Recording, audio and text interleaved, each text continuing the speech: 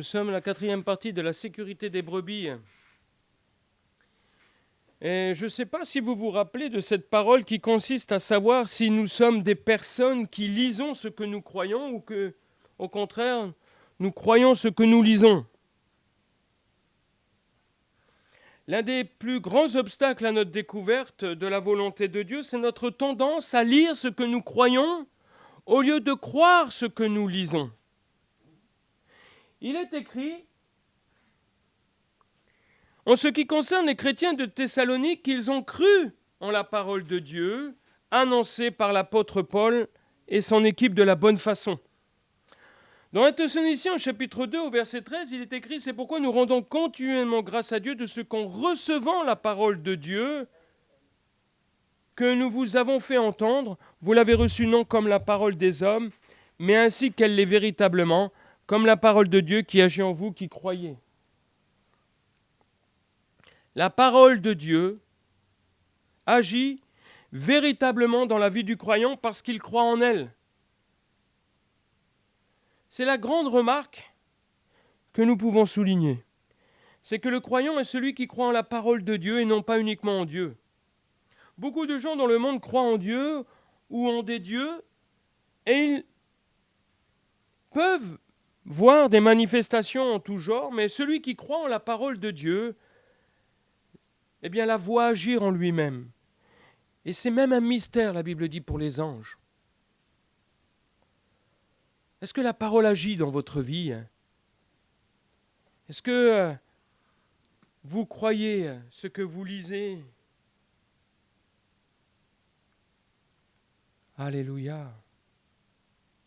C'est important de ne pas se tromper nous-mêmes par toutes sortes de pensées, de philosophies, d'habitudes religieuses peut-être. Alléluia. De convenance avec nous-mêmes, on a fait des compromis avec nous-mêmes. Dans notre esprit, en nous disant oui, je crois, mais je n'ai pas besoin d'aller si loin. Le pasteur me demande d'aller plus loin que ça. Parce que je vais bien comme ça. Parce que je me plais bien. Parce que j'ai pas envie de me déranger plus que ça. La Bible est un livre dont les détails sont d'une précision incroyable. Et cela se remarque tout particulièrement par le soin pris dans le choix du temps des verbes. Les écrivains bibliques ne mettent jamais un verbe au présent, à moins qu'il ne représente quelque chose qui se passe dans le présent. La dernière fois, je vous disais que la Bible ne donne jamais d'avertissement si ce n'était pas une possibilité que ces choses arrivent. Elle n'aurait pas besoin d'avertir si ce n'était pas nécessaire. Quand la Bible nous avertit, c'est qu'il y a une possibilité que des choses aillent dans le sens que la Bible interdit. Elle nous avertit. Mais ici encore, je voudrais vous dire que la Bible ne met jamais un verbe au présent à moins qu'il ne représente quelque chose qui se passe dans le présent. Et cela implique tout particulièrement dans énormément de références sur la foi salvatrice, ce qui se trouve dans le Nouveau Testament. Nous voyons que toutes les références sur la foi salvatrice sont quasiment tous conjuguées au présent, faisant allusion à quelque chose qui a commencé à un certain moment et qui continue dans le présent. Alors je vais vous donner quelques exemples de présent continu ce matin. Dans Jean 3,16, il est stipulé que quiconque croit en lui ne périsse point, mais qu'il ait la vie éternelle. Quiconque croit, c'est une croyance continue. C'est quelqu'un qui croit de manière continue. Alors, il ne périt pas. Et il aura la vie éternelle.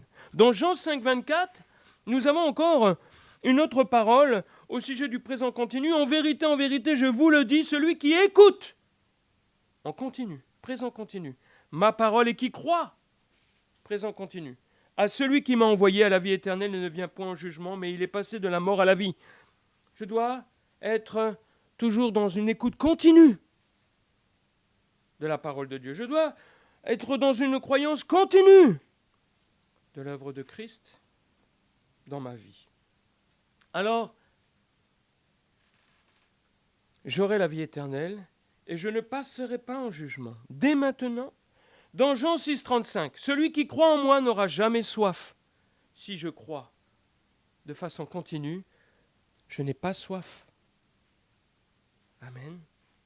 Oh, pas simplement de l'eau, mais soif dans mon être intérieur, dans mon âme. Alléluia. Dans Jean 20, 31, mais ces choses ont été écrites afin que vous croyiez que Jésus est le Christ, le Fils de Dieu, et qu'en croyant, vous ayez la vie en son nom. Voyez, Dieu a mis tous ces verbes au présent.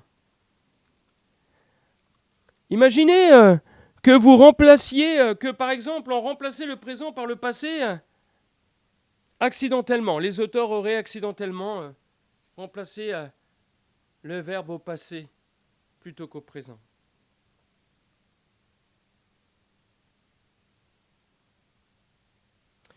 Ce ne serait pas la même chose. Si je remplace le présent par le passé, ça semble ne pas être très important de prime abord. Mais j'aimerais que vous puissiez savoir que cela va altérer radicalement la vérité de la Bible. Jésus n'a pas dit « celui qui a cru », mais plutôt « celui qui croit » en sa parole. Et c'est une énorme différence entre les deux, entre celui qui a cru et celui qui croit. J'ai pu croire il y a 20 ans, j'ai pu croire il y a 10 ans, et j'ai pu croire il y a 1 an. Mais est-ce que je crois aujourd'hui ? Il y a une grande différence, parce que cela suppose, dans la condition accidentelle de l'auteur, que le verbe soit mis au passé, qu'un seul acte de foi, quoi qu'il advienne, assure la vie éternelle pour toujours, ou la garantie d'une police d'assurance à vie, complètement payée et non révocable. Si je mets au passé, j'ai cru pour une fois pour toutes, et après je repars à mes affaires. Et je suis sauvé. Si ça avait été mis au passé, mais c'est mis au présent. La vraie sécurité des brebis repose sur une conviction scriptuaire que c'est une foi présente et actuelle qui est agréable à Dieu et qui assure la vie éternelle. Dans Hébreux 11:6, il nous est dit « Sans la foi, il est impossible d'être agréable à Dieu. Car il faut que celui qui s'approche de Dieu croit que Dieu existe et qu'il est le rémunérateur de ceux qui le cherchent. » Un autre passage dans 1 Jean au chapitre 5 et au verset 10 à 12. Celui qui croit au Fils de Dieu a ce témoignage en lui-même. Celui qui ne croit pas à Dieu le fait menteur, puisqu'il ne croit pas au témoignage que Dieu a rendu à son Fils. Et voici, ce témoignage, c'est que Dieu nous a donné la vie éternelle. Et que cette vie est dans son Fils. Celui qui a le Fils a la vie, celui qui n'a pas le Fils n'a pas la vie. Voyez, un croyant a proprement parlé. Et quelqu'un qui croit maintenant, non pas quelqu'un qui a peut-être cru autrefois. C'est ça un vrai croyant. C'est quelqu'un qui croit maintenant. C'est pas quelqu'un qui a cru.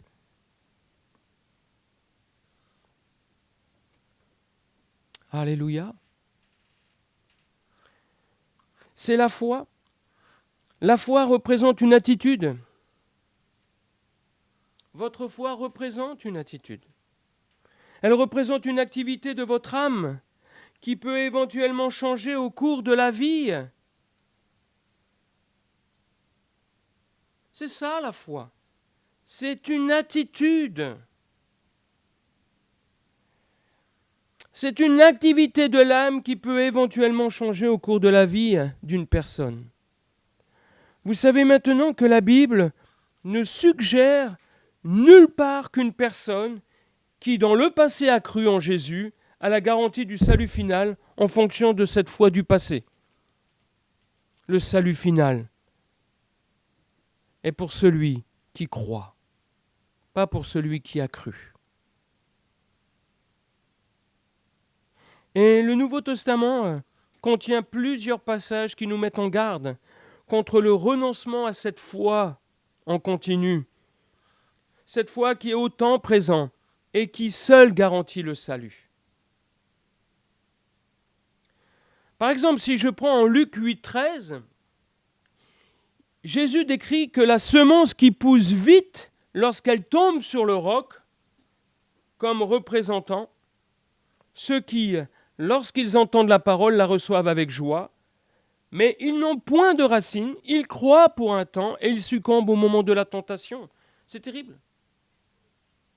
Combien de gens, au premier abord, disent « Ah oui, je veux Christ dans ma vie, oui, je le veux dans ma vie ». Et puis, très vite, les tribulations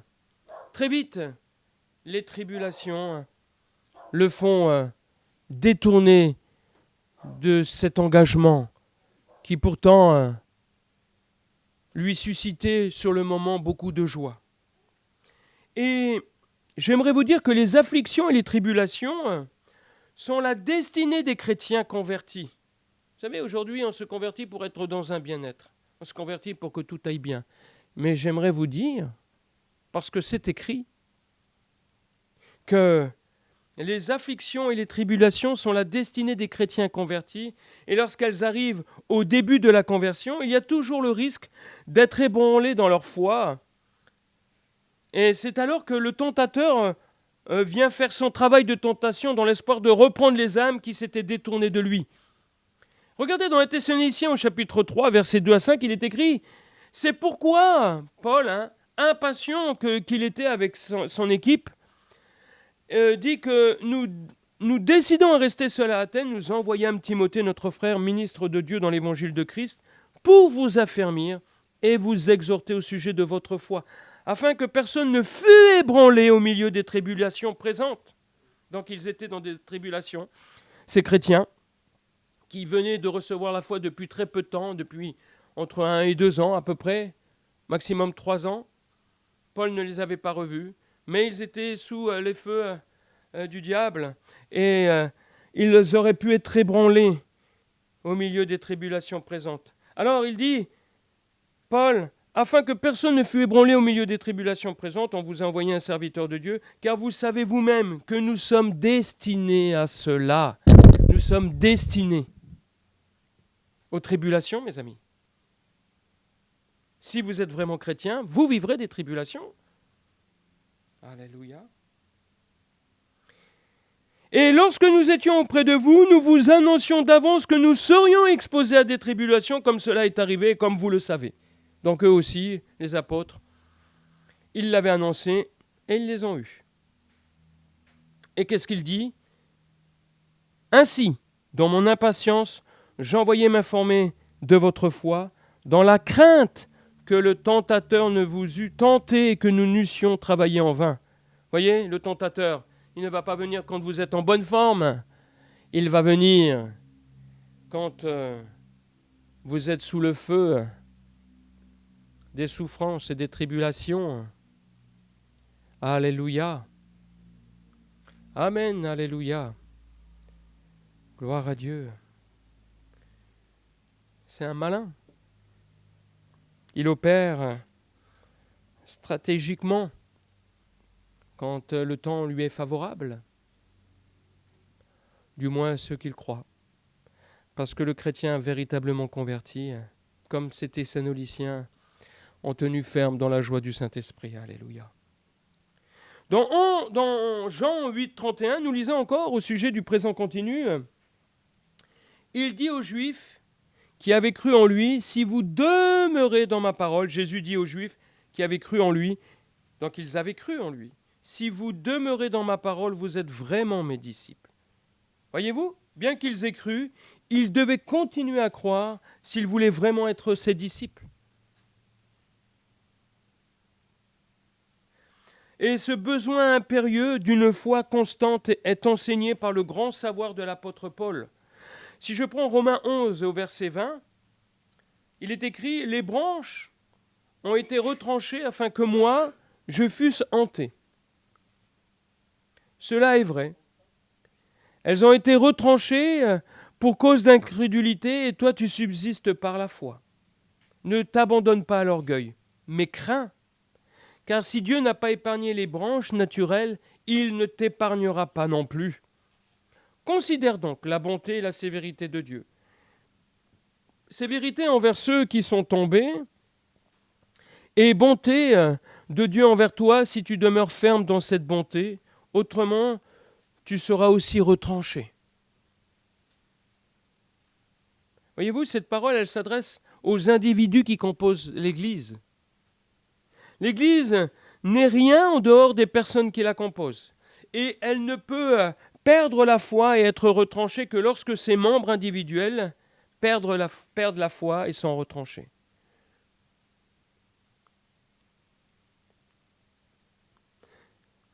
Encore un autre passage, dans 1 Corinthiens au chapitre 15 et au verset 1, il est écrit « Je vous rappelle, frères, l'évangile que je vous ai annoncé, que vous avez reçu, dans lequel vous avez persévéré et par lequel vous êtes sauvés, si vous le retenez,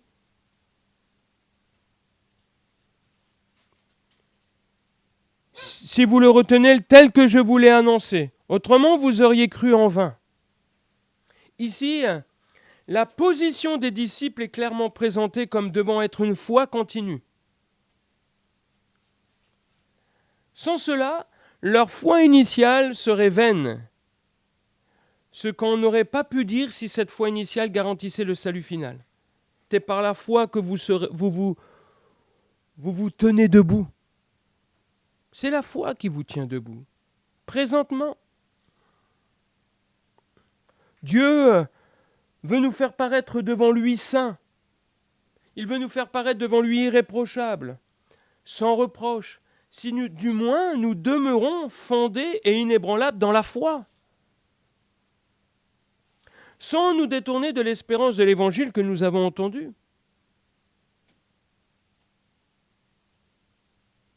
Alléluia. Et donc il y a du travail dans ce monde. Il y a du travail dans l'Église actuellement. Avec cette crise sanitaire, nous voyons la facilité, le chemin facile qui se présente à nous.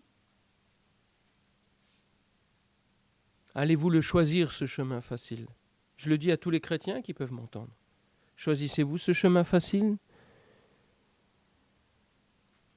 De vous cacher derrière un écran, derrière un téléphone, pour faire votre propre culte personnel et de ne point être dans le corps de Christ en tant que membre de Christ.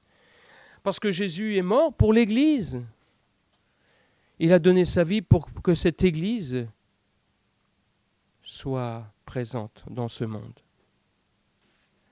C'est facile, vous savez, le téléphone c'est très facile. Quand on veut régler des comptes, on prend le téléphone, on téléphone aux gens, et puis comme ça les choses se font par l'intermédiaire du téléphone. Par le moyen du téléphone, il y a une telle distance. On ne voit pas les gens particulièrement, donc c'est facile. On peut dire les choses et puis s'en débarrasser aussi facilement que, en quelques clics et en quelques paroles. C'est plus compliqué de regarder les gens en face des yeux et de prendre un temps avec eux pour discuter vraiment des choses importantes de la vie et de notre engagement en Christ.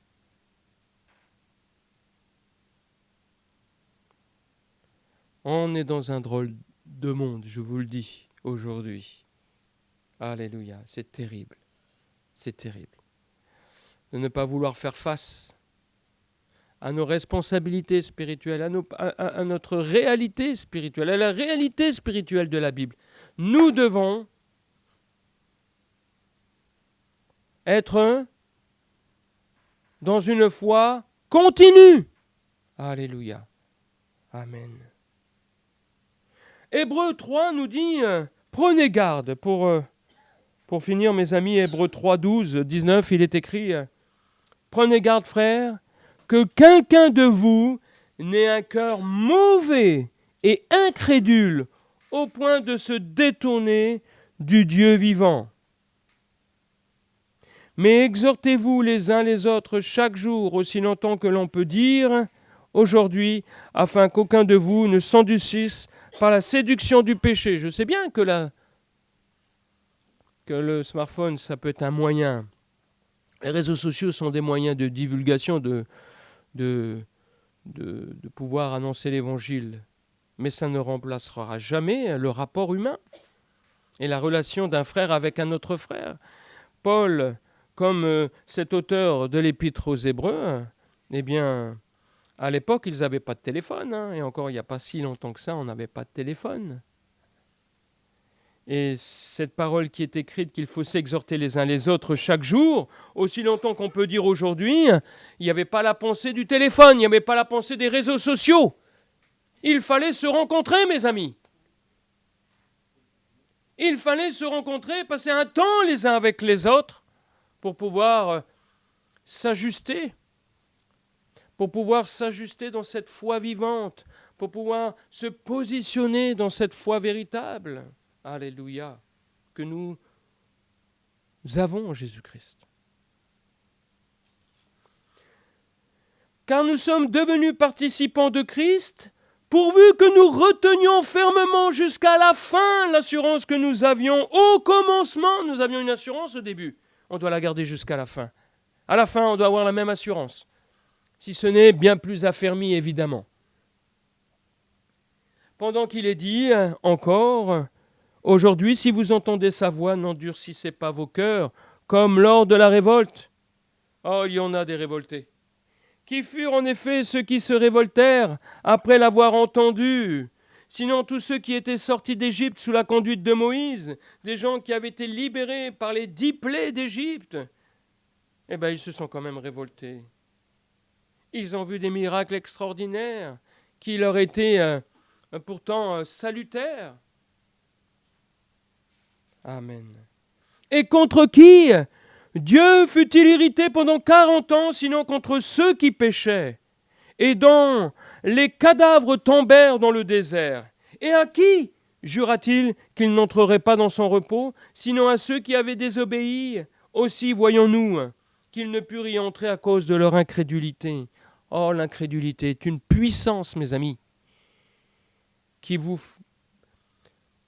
ferme les portes du ciel. C'est une puissance qui vous conduira en enfer, l'incrédulité. Voyez-vous, l'auteur de ce livre des Hébreux insiste aussi sur le besoin d'une foi constante et continue pour assurer un salut final. Alors prenez garde, frères et sœurs. Ceux qui se détournent du Dieu vivant démontrent un cœur mauvais et incrédule. C'est vrai qu'on est peiné quand on voit que les gens n'ont pas pris le temps qui leur avait été donné, octroyé, pour pouvoir se tourner vers les fables de ce monde, vers les leurres de ce monde. C'est terrible.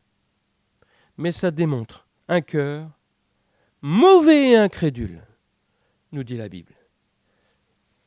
Nous devons employer les bons mots, les bons adjectifs, même si c'est un membre qui est cher pour nous, peut-être.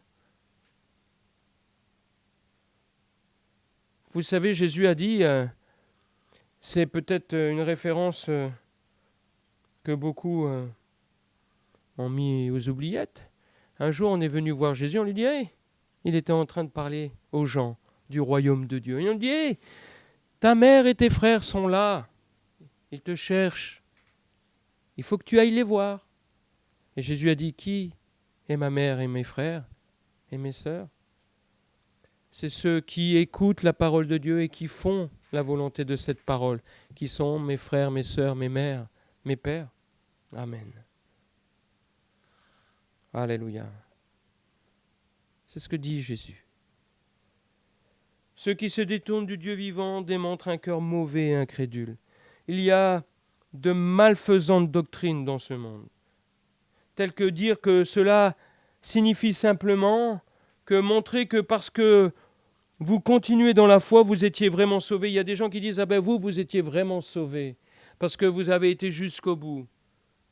Parce que quand vous avez reçu le salut, ben vous l'avez pour toujours. Et comme vous avez été jusqu'au bout, ben vous étiez vraiment sauvés. Il y a des gens qui parlent comme ça, vous vous rendez compte? Mais cette façon de parler, de dire que parce que vous continuez dans la foi, vous étiez vraiment sauvés, c'est éliminer en fait l'argument de la sécurité éternelle que 90% des chrétiens professent. Ceux qui se détournent, alléluia, ceux qui se détournent ainsi de Dieu, ils nous disent, n'ont jamais été sauvés. Ah, si vous avez été jusqu'au bout, c'est que vous étiez vraiment sauvés. Mais si vous n'avez pas été jusqu'au bout, c'est que vous n'étiez pas destinés au salut. Et ceux qui se détournent ainsi de Dieu n'ont jamais été sauvés. Ça fait quoi ça veut dire quoi? Ça veut dire que il n'y a pas de garantie à une personne qui est dans la foi actuellement. Il n'y a pas la garantie et qu'une défaillance future ne lui prouvera pas qu'elle s'était tout le temps bercée d'illusions. C'est terrible de dire à quelqu'un, tu vas jusqu'au bout parce que toi, tu as vraiment été sauvé. Au premier jour, tu as été sauvé, tu es sauvé jusqu'au dernier jour. Et puis celui qui, au premier jour, a été sauvé de son engagement, et puis qu'un jour, il n'est plus sauvé parce qu'il s'est détourné en laissant son cœur impénitent régner sur lui, dire, lui, il n'était pas vraiment sauvé. Il n'était pas vraiment sauvé. Il n'était pas destiné au salut. Ça donne quoi comme garantie à celui qui marche aujourd'hui une telle doctrine? Rien. C'est terrible de parler ainsi. Alléluia. C'est terrible On veut nous bercer d'illusions.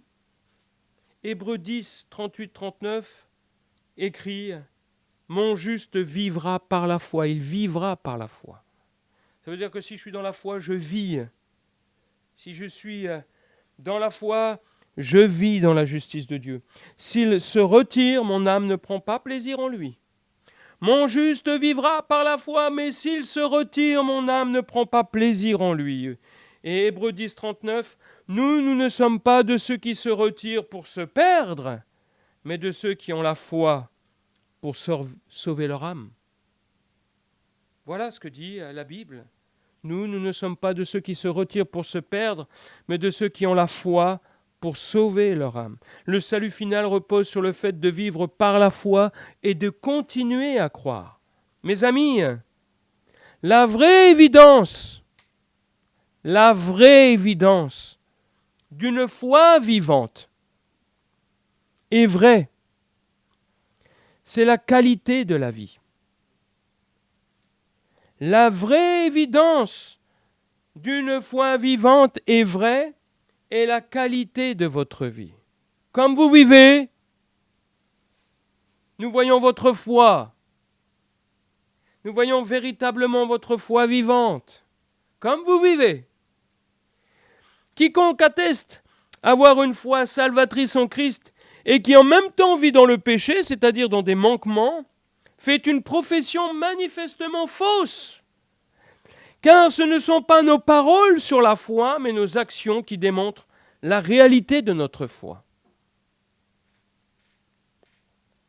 Et la qualité morale de la vie est la dernière épreuve qui démontrera si nous croyons ou si nous faisons semblant de croire. La qualité morale de notre vie. Comment je suis dans la vie, dans la société? Il y a des gens qui pensent que quand l'occasion de profiter se présente, il faut profiter. Que ce soit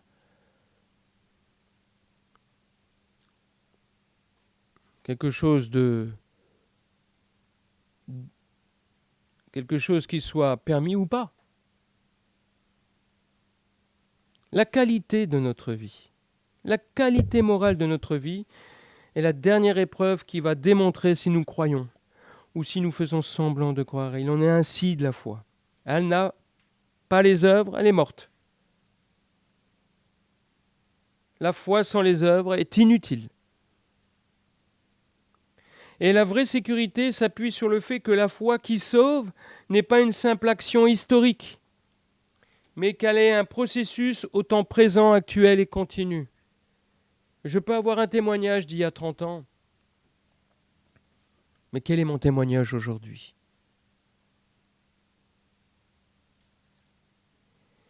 Chaque croyant a la vie éternelle, et cette vie correspond à la foi par laquelle il vit. J'ai été crucifié avec Christ, et si je vis, ce n'est plus moi qui vis, c'est Christ qui vit en moi. Si je vis maintenant dans la chair, je vis dans la foi au Fils de Dieu, qui m'a aimé, qui s'est livré pour moi. C'est ça. C'est le bouclier de la foi qui éteint les traits enflammés du malin et qui assure la vraie sécurité.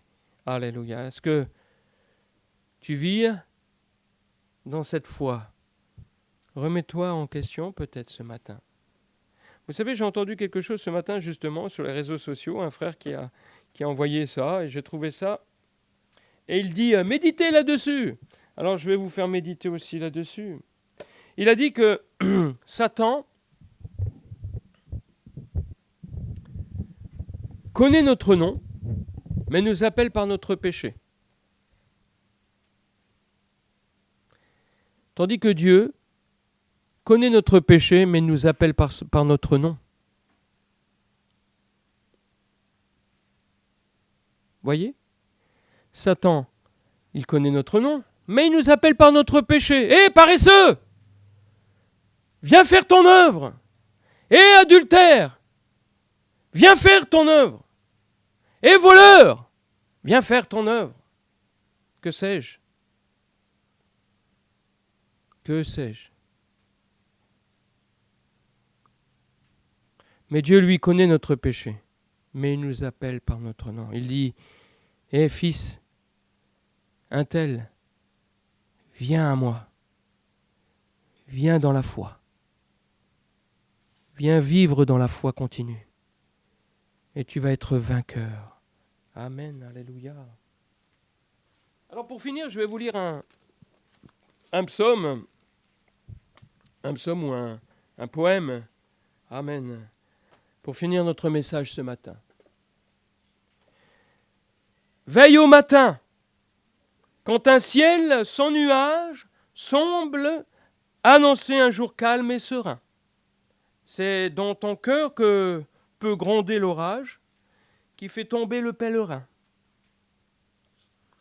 Veille à midi, quand les bruits de la terre font oublier le céleste séjour. Trouve un instant pour être solitaire dans la prière et dans l'amour. Veille le soir, quand se fait le silence, pense aux bienfaits de ton céleste ami. Cherche avec soin sa divine présence. Verse en son cœur tout ton souci. Veille toujours, en tout lieu, à toute heure, car l'ennemi te guette à chaque instant pour se glisser dans la sainte demeure où doit régner le Tout-Puissant. Veille au matin, veille le soir, veille et prie toujours.